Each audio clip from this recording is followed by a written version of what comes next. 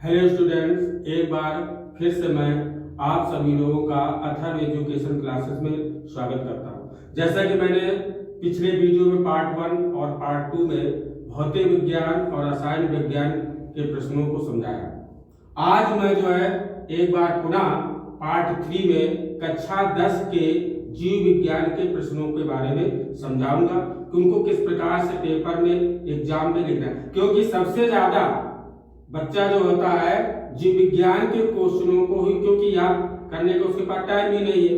आजकल इतने जो है सोशल मीडिया का जमाना आ गया कि उसमें जो उसके पास टाइम है, तो आपको केवल इतना ध्यान देना है कि वीडियो को बहुत अच्छी तरह ध्यान देना है और उसको देखना कैसे मैं समझा रहा हूँ, बस केवल उतने में ही काम चलेगा, क्योंकि टाइम तो है नहीं कि आप रट्टा मारो या याद तो, और विज्ञान कभी भी रट्टा मार के याद भी नहीं की जा सकती, लेकिन जीव विज्ञान में आपको केवल समझना है और अपने हिसाब से ही लिखना है। ठीक है, तो चलिए जो है हम पहले क्वेश्चन से शुरू करते हैं। देखिए, पहला क्वेश्चन है वाष्पोत्सर्जन क्या है। ये क्वेश्चन बहुत इंपॉर्टेंट है। वाष्पोत्सर्जन है क्या? तो देखिए, पौधों के वायवीय भाग से जल का वाष्प बनकर निकलना ही वाष्पोत्सर्जन कहलाता है। जैसा कि आप इस समय जो है ठंडी का मौसम है, देखते हो कि सुबह कोहरा पड़ता है, इन्हीं के कारण पौधे, क्योंकि इसमें नमी ज्यादा होती है, तो नमी जो एक्स्ट्रा पानी होता है, तो ये अपने एक्स्ट्रा पानी को जो है वाष्पोत्सर्जन के माध्यम से बाहर निकालते हैं। वाष्पोत्सर्जन की परिभाषा क्या है? पौधों के वायु भागों से जल का वाष्प बनकर निकलना ही वाष्पोत्सर्जन कहलाता है। यानी इसका आंसर इस प्रकार लिखे,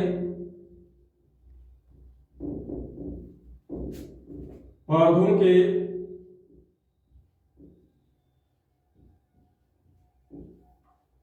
वायवीय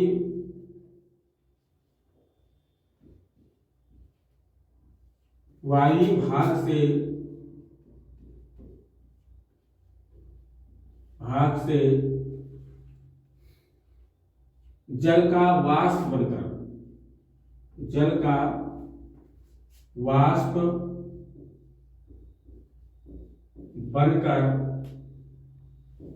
जल का वाष्प बनकर निकलना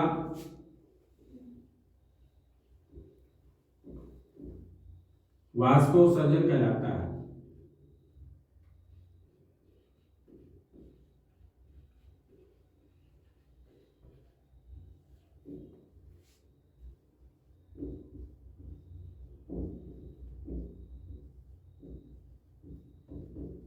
ठीक है, पौधों के वायु भाग से, अब वायु भाग में हो गया जड़ हो गया, तना हो गया, इनसे जो है जल का वाष्प बनकर निकलना ही वाष्पोत्सर्जन कहलाता है।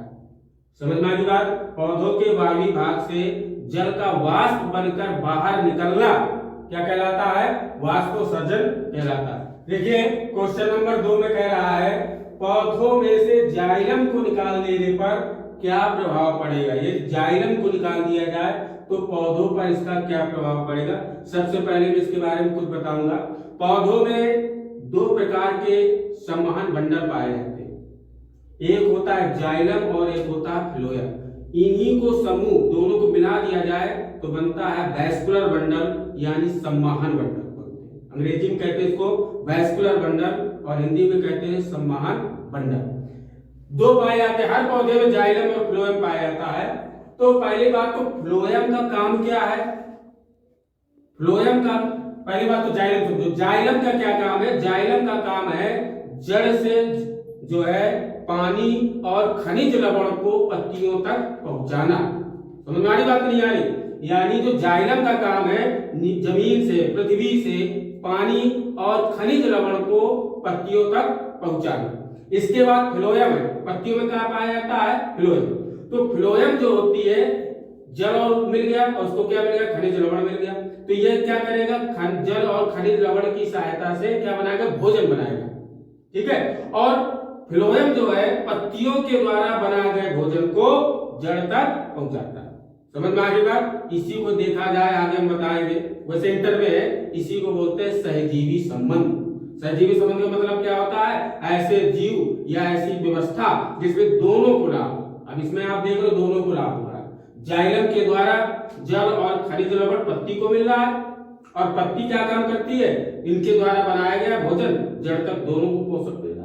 तो कह रहा है कि इसी में से एक प्रश्न आपका आएगा, पौधों में से जाइलम को निकाल देने पर क्या प्रभाव पड़ेगा। तो जाइलम का काम क्या है, नीचे से खनिज लवण और जल को पत्तियों तक पहुंचाना। तो जब इसको निकाल देंगे तो पत्तियां भोजन किससे बनाएंगी, जब उनको खनिज लवण और जल मिलेगा ही नहीं तो पत्तियां भोजन नहीं बना पाएंगी। तो क्या प्रभाव पड़ेगा, पर जब पत्तियां भोजन नहीं बना पाएंगी तो जड़ को पोषण नहीं मिलेगा और पौधा मर जाएगा। समझ में आ रही बात। पौधों में से जाइलम को निकाल देने पर क्या प्रभाव पड़ेगा, यदि पौधों में से जाइलम को निकाल देंगे तो पौधों को भोजन बनाने के लिए जल और खनिज लवण नहीं मिलेगा, जिससे पौधा जो है सूख जाएगा यानी मर जाएगा। ठीक है, तो देखिए इसका आंसर इस प्रकार लिखे, थोड़ा इसको विस्तार से लिखे।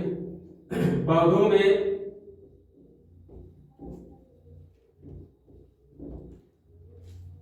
जाइलम और फ्लोएम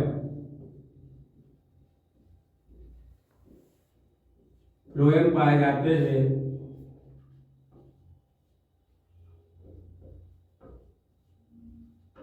जाइलम और फ्लोएम पाए जाते हैं, इन्हें सामूहिक रूप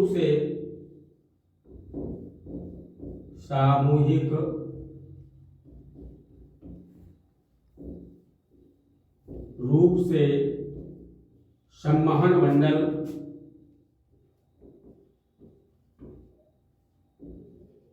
बंडल कहा जाता है।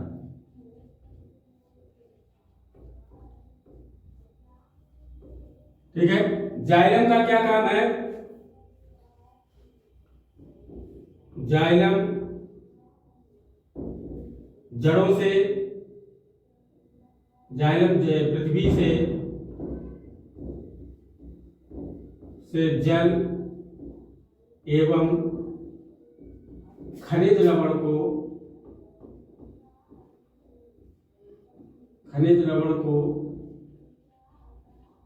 पत्तियों तक पहुंचाता है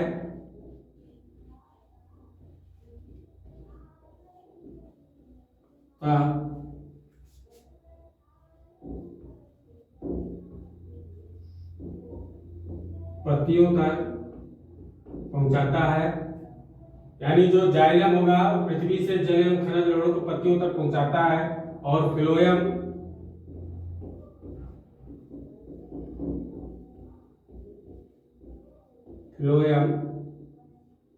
पत्तियों द्वारा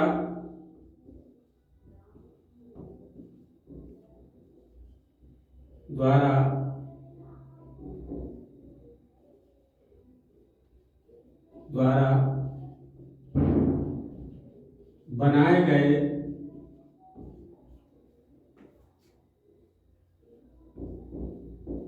भोजन को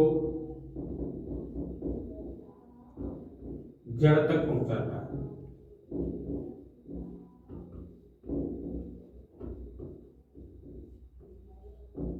ठीक है, तो अब ये तो इसका पूरा हो गया, लेकिन क्या है, जाइलम को निकाल देने पर यदि, नीचे से लिखेंगे, यदि पौधे से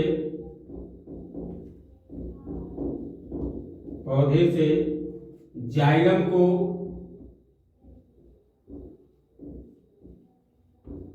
निकाल दिया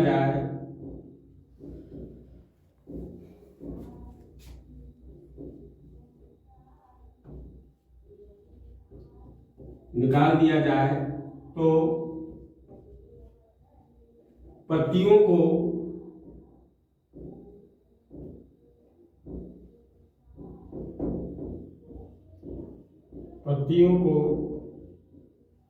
भोजन बनाने के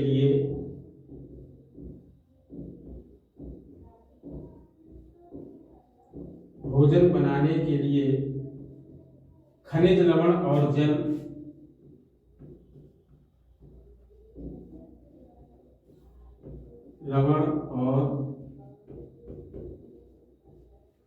प्राप्त नहीं होगा। खनिज लवण और जल प्राप्त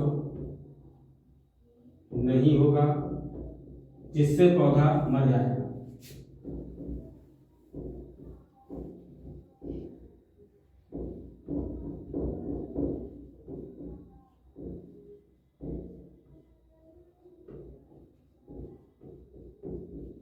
ठीक है। यानी पौधों में जाइलम और फ्लोएम पाए जाते हैं, इन्हें सामूहिक रूप से संबंध या वैस्कुलर बंडल कहा जाता है। और जो इसमें दो पाए जाते हैं, जाइलम और फ्लोएम। तो जाइलम का काम है पृथ्वी से खनिज लवण और जल को पत्तियों तक पहुंचाना, फिर पत्तियां जो इनके माध्यम से भोजन बनाती है और भोजन जो है फ्लोएम के माध्यम से जड़ तक पहुंचता है। यदि इसको जाइलम से निकाल देंगे तो जाइलम का काम क्या है, खनिज लवण और जल को पहुंचाना। तो पत्तियों तक खनिज लवण और जल पहुंच नहीं पाएगा, जिससे पत्तियां भोजन बना नहीं पाएंगी, और जब भोजन बनेगा नहीं तो जल को पोषक तत्व तो नहीं प्राप्त होगा, जिससे वो सूख जाएगा अर्थात मर जाएगा। देखिए क्वेश्चन नंबर 3 कह रहा है पाचक एंजाइमों का क्या कार्य है। जब हम भोजन करते हैं तो भोजन जो है पाचक एंजाइमों के माध्यम से ही पचता है। हमारे शरीर में अनेक प्रकार के जो एंजाइम्स बनते हैं, ठीक है, तो एंजाइम के माध्यम से ही हमारा भोजन पचता है। तो कह रहा है कि पाचक एंजाइमों का क्या कार्य है। तो पाचक एंजाइम का कार्य भोजन को पचाना, अर्थात जटिल और अघुलनशील पदार्थों को सरल घुलनशील पदार्थों में बदलना। क्या काम है, पाचक एंजाइम का कार्य भोजन को पाचन क्रिया करना, यानी पाचन करना, अर्थात जटिल अघुलनशील पदार्थों को सरल घुलनशील पदार्थों में बदलना। ठीक है, तो इसका आंसर इस प्रकार लिखना है। पाचक एंजाइमों का क्या कार्य है। पाचक एंजाइमों के माध्यम से पाचक एंजाइमों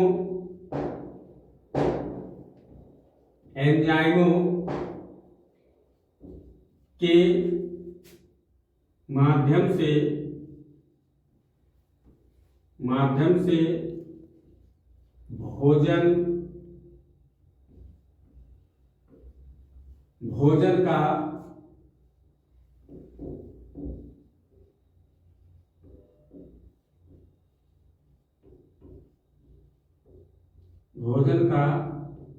पाचन होता है, अर्थात जटिल अघुलनशील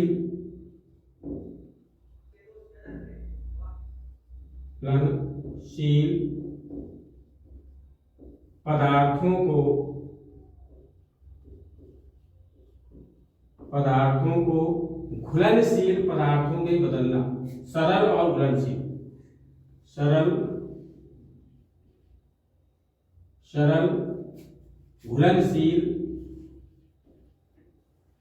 घुलनशील पदार्थों में बदलना।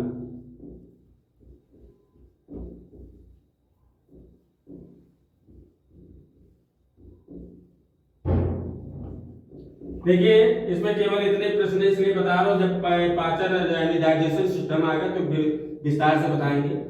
कह रहा है पाचक एंजाइमों का क्या कार्य है। तो पाचक एंजाइमों के माध्यम से भोजन हमारा पचता है, अर्थात जटिल अघुलनशील पदार्थों को यह जो किसमें बदलता है, सरल घुलनशील पदार्थों में जो है ये पाचक एंजाइम जो है बदलता है।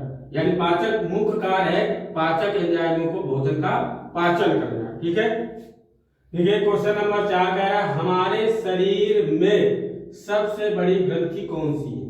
यह प्रश्न इस तरह भी आ सकता है, हमारे शरीर में सबसे बड़ी अंग या सबसे बड़ा अंग कौन। देखिए इसमें लड़के क्या करते हैं कि इसमें प्रश्न में थोड़ा डिफरेंस कर देता है बोर्ड।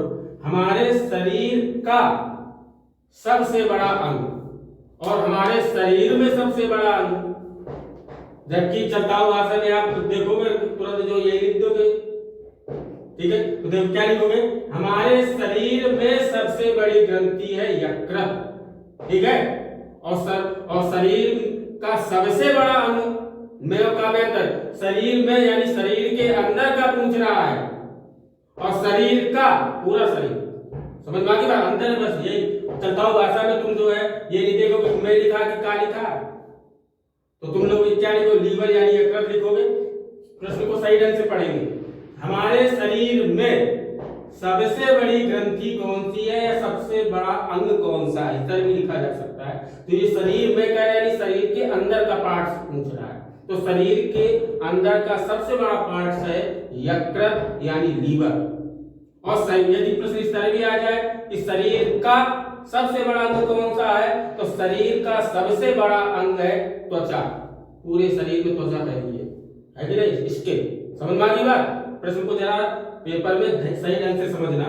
हमारे शरीर में क्या है तो इसका मतलब शरीर के अंदर का पूछ रहा है, और यदि आ जाए हमारे शरीर का, इसका मतलब पूरे का, बाहर का स्ट्रक्चर, ठीक है ना? तो इसमें अंदर का पूछ रहा है। हमारे शरीर में सबसे बड़ी ग्रंथि कौन सी है? तो हमारे शरीर में सबसे बड़ी ग्रंथि है यकृत यानी लीवर, ठीक है?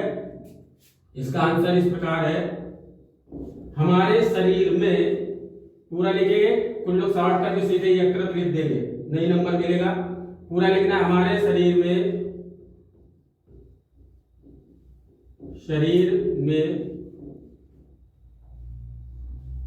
सबसे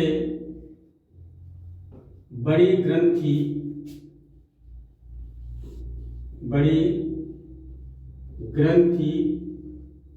यकृत। इसके 3 नाम, हिंदी में यकृत, अंग्रेजी में लीवर, और मेरे ख्याल से उर्दू की भाषा में इसको जिगर भी कहते हैं। समझ में आया? लेकिन अपन लोग ये जिगर का मतलब हृदय से लेते हो, ठीक है? तो जिगर का मतलब जो है हृदय से नहीं होता, इसी से मतलब होता है, लीवर से, ठीक है? नहीं कह उसका जिगर बहुत तेज है, तो जिगर का मतलब हृदय से नहीं है, वो तो देहात की भाषा, गांव की भाषा में कह देते हैं, लेकिन जिगर का मतलब है लीवर, यकृत, ठीक है ना? तो हमारे शरीर में सबसे बड़ी ग्रंथि है यकृत, अंग्रेजी में कहते हैं इसको लीवर या जिगर,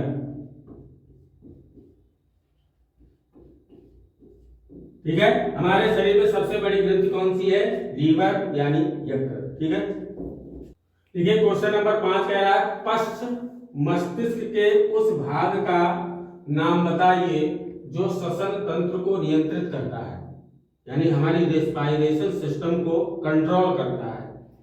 मस्तिष्क के पश्च यानी पीछे वाले भाग में ऐसा कौन सा भाग पाया जाता है जो हमारे श्वसन तंत्र को नियंत्रित करता है? तो हमारे मस्तिष्क के पीछे भाग में पाया जाता है, उस अंग का नाम है मेडुला ऑब्लोगेटा। उस अंग का नाम क्या है? मेडुला ऑब्लोगेटा। देखिए आंसर इसका पूरा इस प्रकार लिखेंगे, पश्च मस्तिष्क के, यानी इस तरह के श्वसन तंत्र को नियंत्रित करने वाला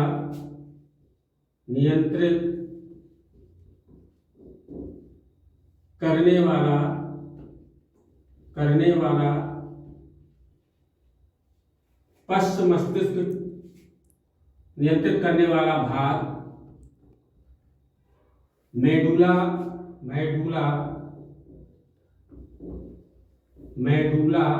ऑब्लोगेटा,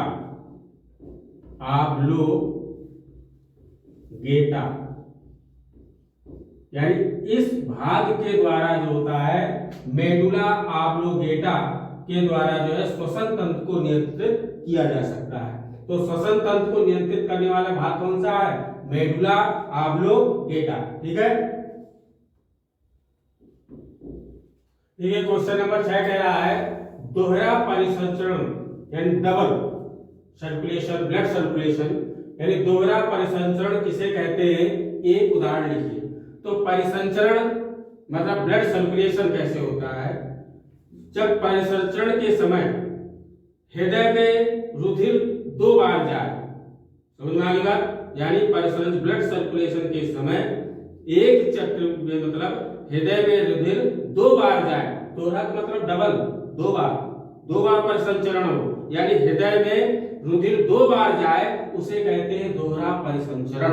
और ये कह रहा है एक उदाहरण लिखिए, तो इसका सबसे अच्छा उदाहरण है मनुष्य में जो होता है दोहरा परिसंचरण तंत्र पाया जाता है, यानी डबल ब्लड सर्कुलेशन पाए, हृदय में 2 बार रक्त आता है। एक बार क्या होता है? गंदा रक्त आता है, ठीक है? फिर दूसरी बार क्या होता है? उसका साफ होता है, प्यूरिफिकेशन होता है, फिर शुद्ध रक्त, ठीक है ना? तो ये जो है दोहरा परिसंचरण तंत्र क्या है? यानी हृदय में रुधिर 2 बार पहुंचना, उसको क्या बोलते हैं? दोहरा परिसंचरण तंत्र। और इसका उदाहरण है मनुष्य में जो होता है दोहरा परिसंचरण तंत्र। इससे एक प्रश्न इस तरह हो सकता है कि वो कौन सा जीव है जिसमें दोहरा परिसंचरण तंत्र पाया जाता है? तो वो जीव कौन सा?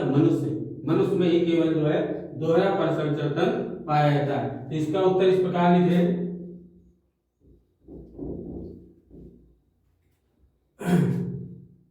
यानी हृदय में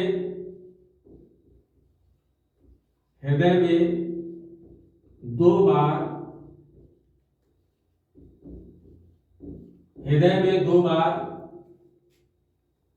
रक्त का परिसंचरण हो,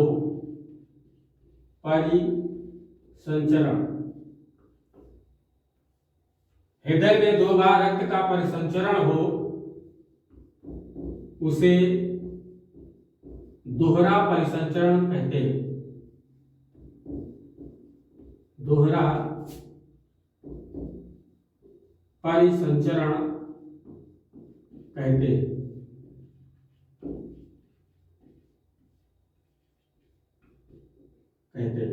ठीक है, इसका सबसे अच्छा उदाहरण है मनुष्य में जो है दोहरा रक्त परिसंचरण तंत्र पाया जाता है मनुष्य। ठीक है, हृदय में 2 बार रक्त का पहुंचना या ब्लड का पहुंचना ही डबल ब्लड सर्कुलेशन कहलाता है, यानी दोहरा परिसंचरण तंत्र कहलाता है। और ये क्रिया जो होती है मनुष्य में पाई जाती है। ठीक है, देखिए क्वेश्चन नंबर 7 कह रहा है रुधिर क्या है, यानी ब्लड क्या है, एवं इसका कौन सा घटक गैसीय परिवहन में सहायक है। देखिए ब्लड तो दूसरी एक बात तो ब्लड जो है परिवहन का कार्य करता है। परिवहन का मतलब समझते हो, परिवहन के माध्यम से क्या कोई पदार्थ एक स्थान से दूसरे स्थान में पहुंचता है, परिवहन का काम करना। ठीक है, अब देखिए रुधिर का काम क्या है, मुख्य कार्य जो है परिवहन का काम करना, यानी शरीर के अंदर पोषक पदार्थों का या हानिकारक पदार्थों का एक स्थान से दूसरे स्थान में पहुंचाना ही रुधिर का कार्य है। कुल मिलाकर इसका काम है परिवहन का काम करना। अब इसमें एक प्रश्न और जोड़ दिया है, इसका कौन सा घटक गैसीय परिवहन में सहायक है। भाई हम जो है क्या करते हैं, ऑक्सीजन लेते हैं, कार्बन डाइऑक्साइड छोड़ते हैं, तो ये भी तो आदान प्रदान हो रहा है, परिवहन का काम हो रहा है। तो इसमें ब्लड में कौन सा ऐसा तत्व पाया जाता है, ऐसा कौन सा घटक पाया जाता है जो ऑक्सीजन और कार्बन डाइऑक्साइड में परिवहन का कार्य करता है। तो उसमें लाल रुधिर कणिकाओं में पाया जाने वाला कौन सा, हीमोग्लोबिन के माध्यम से जो है गैसों का परिवहन होता है। और अन्य पदार्थों का परिवहन जो होता है प्लाज्मा के माध्यम से होता है। ठीक है, तो रुधिर क्या है, रुधिर जो है एक परिवहन का कार्य करता है। और ये तरल संयोजी ऊतक भी इसको कहते हैं, एक प्रकार का टिश्यू है तरल संयोजी ऊतक। तो ब्लड क्या है, ब्लड एक परिवहन का कार्य करता है, ये तरल संयोजी ऊतक है। ये शरीर के अंदर अनेक पदार्थों का परिवहन का कार्य करता है। कार्बन डाइऑक्साइड और ऑक्सीजन का परिवहन रक्त में पाए जाने वाले हीमोग्लोबिन के माध्यम से होता है। और इसमें जो अन्य पदार्थ पाए जाते हैं उनका परिवहन प्लाज्मा के माध्यम से होता है। ठीक है, तो इसका आंसर इस प्रकार लिखे, आंसर है रुधिर क्या है, रुधिर जो है परिवहन का कार्य करता है। रुधिर परिवहन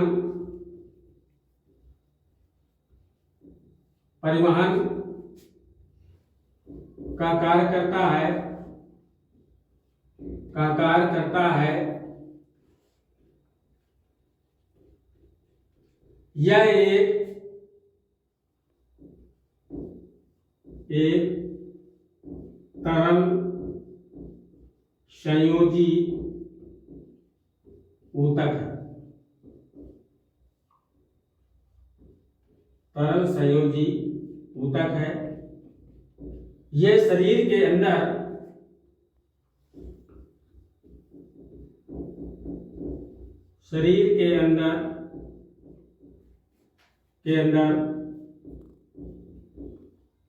विभिन्न पदार्थों का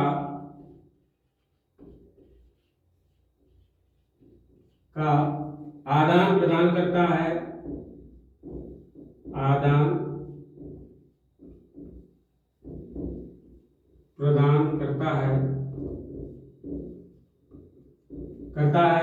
यह श्वसन क्रिया में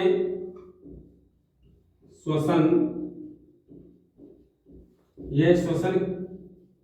क्रिया में CO2 यानी कार्बन डाइऑक्साइड और O2 यानी ऑक्सीजन, O2 का परिवहन, यह श्वसन क्रिया में CO2 और O2 का परिवहन रक्त में पाए जाने वाले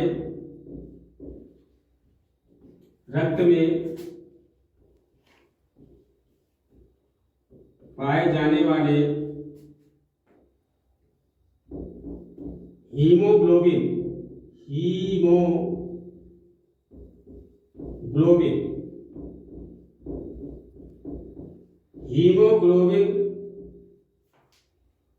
यानी कार्बन डाइऑक्साइड और ऑक्सीजन का परिवहन किसके माध्यम से होता है? रक्त में पाए जाने वाले हीमोग्लोबिन के माध्यम से होता है,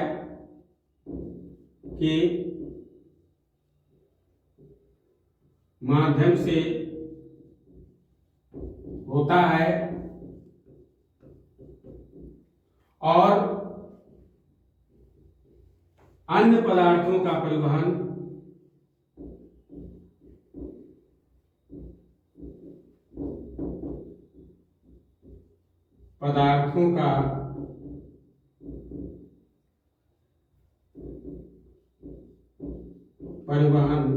प्लाज्मा के द्वारा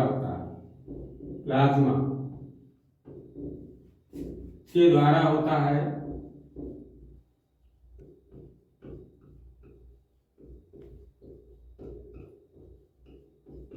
ठीक है। यानी रुधिर जो है ट्रांसपोर्ट का काम करता है, आदान प्रदान, ठीक है। तो इसमें जो है ये शरीर के अंदर विभिन्न पदार्थों को एक जगह से दूसरी जगह पहुंचाता है, और इसमें जो हीमोग्लोबिन रक्त कणिकाएं पाई जाती है तो इनके माध्यम से कार्बन डाइऑक्साइड और ऑक्सीजन का परिवहन श्वसन क्रिया में होता है, और जो अन्य पदार्थों का ट्रांसपोर्ट का काम करता है वो है प्लाज्मा। देखिए क्वेश्चन नंबर 7 में पूछ रहा है एटीपी तथा एडीपी का पूरा नाम लिखिए। तो देखिए एटीपी आंसर इसका इस प्रकार लिखे। ए का मतलब होगा एडेनोसिन,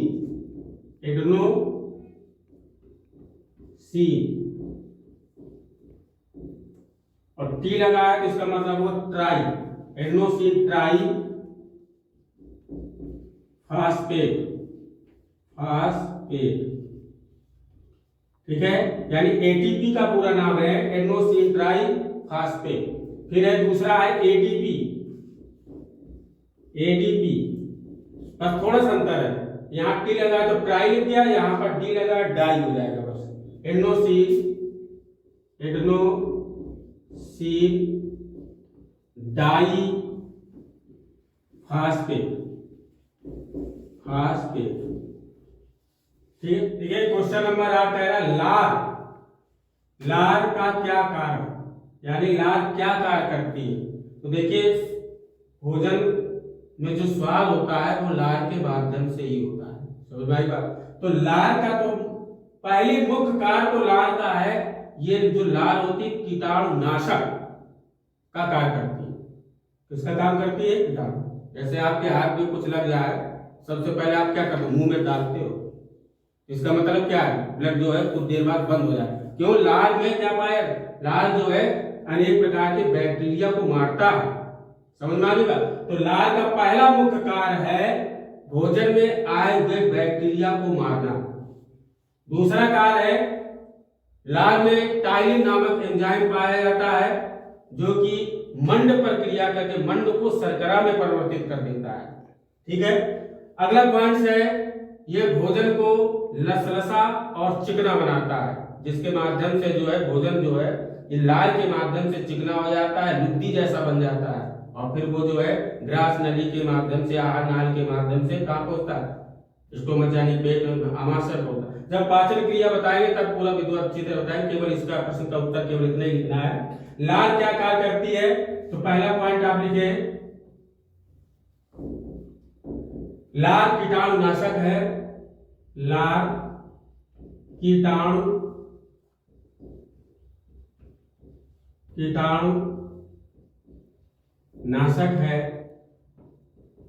लाल क्या है? कीटाणु नाशक है जो भोजन में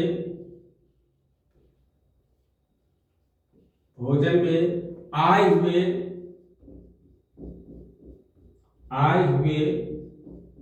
कीटाणुओं को मारती है। कीटाणुओं को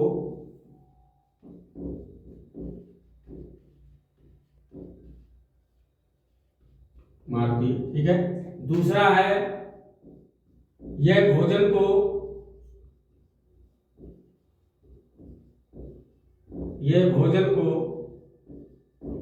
चिकना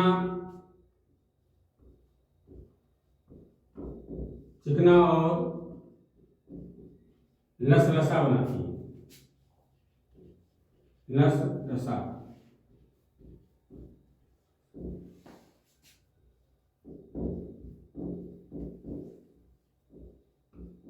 और तीसरा पॉइंट है, लार में पाया जाने वाला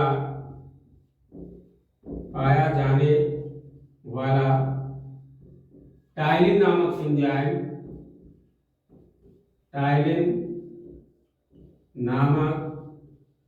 एंजाइम मंड को शर्करा में परिवर्तित करता है। मंड को शर्करा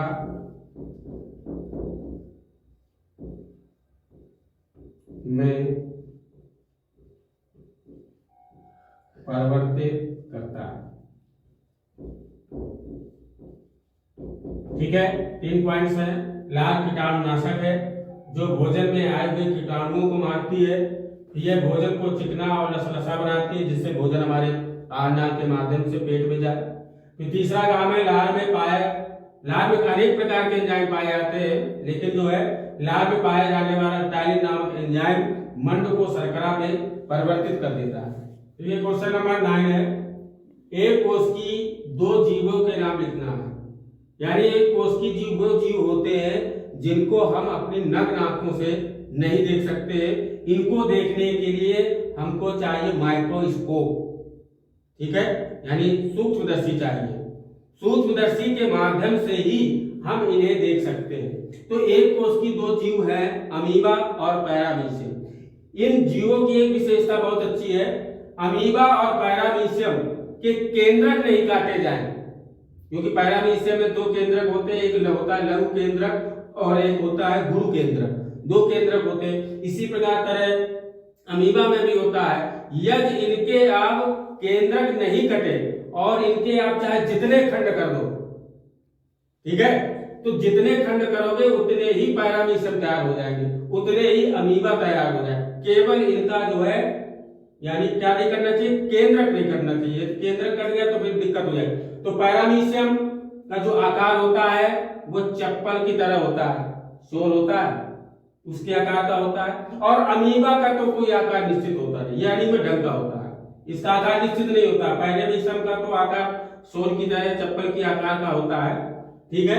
तो इसमें जो है कह रहा है एक कोष की 2 जीवों के नाम लिखिए। तो एक कोष की 2 जीव हैं, पहला है अमीबा और दूसरा है पैरामीशियम।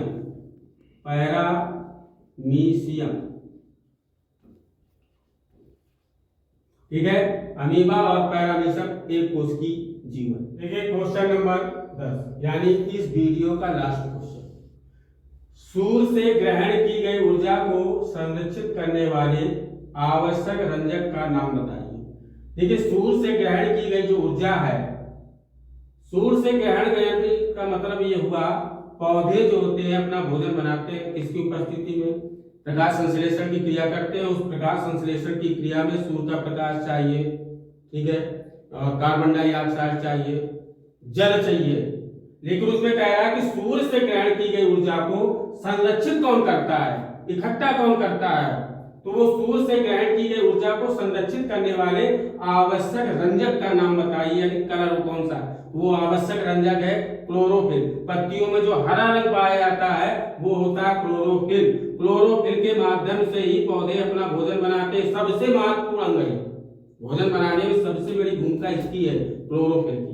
ठीक है, तो कह रहा सूर्य से ग्रहण की गई ऊर्जा को संरक्षित करने वाले आवश्यक रंजक का नाम क्या है? उस आवश्यक रंजक का नाम है क्लोरोफिल। देखिए आंसर, सूर्य से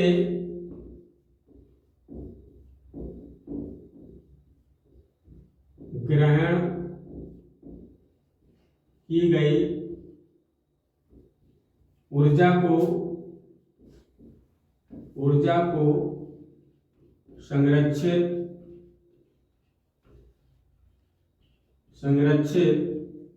क्लोरोफिल करता है।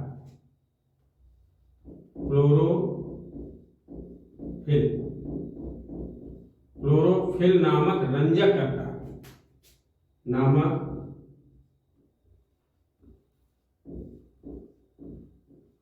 रंजक करता है। ठीक है, देखिए स्टूडेंट्स, मैंने इस सेट के, यानी मैं पहले भी बताया था कि हाई स्कूल जो साइंस का पेपर आता है वो तीन खंडों में डिवाइड होता है। पहला खंड का था जिसमें भौतिक विज्ञान के क्वेश्चन थे, दूसरा खंड का था जिसमें रसायन विज्ञान के क्वेश्चन थे, और खंड का जो कि मैंने आज समझाया है इसमें जीव विज्ञान क्वेश्चन थे।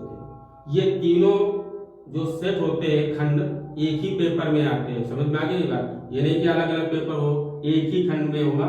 तो इसमें मैंने आपका ये पूरा सेट करवा दिया, एक सेट आपका जो है पूरा हो चुका है। और यदि आप इसको ध्यान से थोड़ा एकाग्र होकर इसको देखेंगे और समझेंगे भी, मैंने उसका पहली बार लिख भी दिया है क्वेश्चन कि ये जो है आप लिख भी सकते हो। तो ये यानी 95% तो आप इसमें अच्छे नंबर ला ही सकते हो। अभी तो मेरा पहला वीडियो है, अभी कई वीडियो आगे बाकी है। ये समझ लीजिए पेपर के पहले मैं जो है कई सेट करा दूंगा, और उस सेट में ये दावा के साथ कह रहा हूं कि 99% फंसेगा। बशर्ते आप जो पर डे देखिए मेरा वीडियो, केवल आपको देखना है। जैसे आप जो ये तो है कि हर व्यक्ति हर लड़का मोबाइल है और वो देखता भी है, 2-4-6 घंटे तो चलाता ही। तो आप 2-4 घंटे में चले, केवल 1 घंटे पर डे जैसे गाना सुनते हो तो इसको सुनो बस, ना लिखना है ना याद करना, केवल सुनना है। देखिए आप केवल 10 दिन ऐसा करके देखिए, और 10 दिन के बाद 11वें दिन जरूर कमेंट में लिखोगे कि सर मुझे तो देखते देखते पूरा याद हो गया। मैं समझ रहा हूं कि आजकल जो है बच्चों के पास टाइम बहुत कम है, क्योंकि इतना उनका सोशल मीडिया फैला हुआ है कि पढ़ने का टाइम। तो मैं यही चाहता हूं कि आप पढ़ो नहीं, केवल सुनते सुनते याद करो। ठीक है ना? तो इसमें जो है आपको कुछ करना नहीं, केवल सुनना है। पर डे आप टाइम वाले कि चलो मनोरंजन करना है तो केवल सुनना है। जितना वीडियो में जितने मिनट का बन रहा है वो पूरा वीडियो देखो, ऑटोमेटिक आपको जो है याद होगा। उसे मैंने सरल भाषा का ज्यादातर प्रयोग किया और उसको जो है लिखा भी है। जो व्यक्ति अपना स्टूडेंट लिखना चाहे तो कॉपी में लिख भी सकता है। ठीक है, तो आप जो है इस वीडियो को पर डे देखें और अपने दोस्तों को भी सलाह दें। ठीक है, ज्यादा से ज्यादा इसको लाइक करें, शेयर करें और सब्सक्राइब करें। धन्यवाद।